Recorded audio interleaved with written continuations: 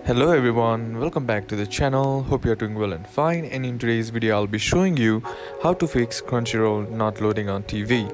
So without wasting any time, let's just jump right on the video and make sure to watch this video till the end and follow the steps as well. Now the first thing that you need to do is, if Crunchyroll is not working on your TV, first ensure your app and TV firmware are up to date. Restart your TV and check your internet connection, as these are common fixes. If the problem persists, uninstall and reinstall the Crunchyroll app. For persistent issues, contact Crunchyroll support for assistance.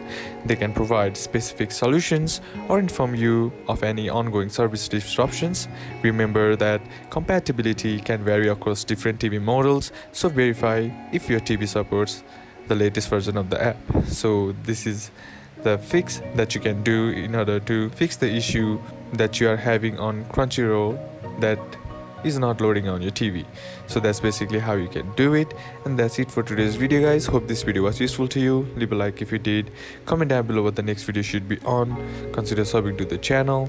Thanks for watching. Bye bye.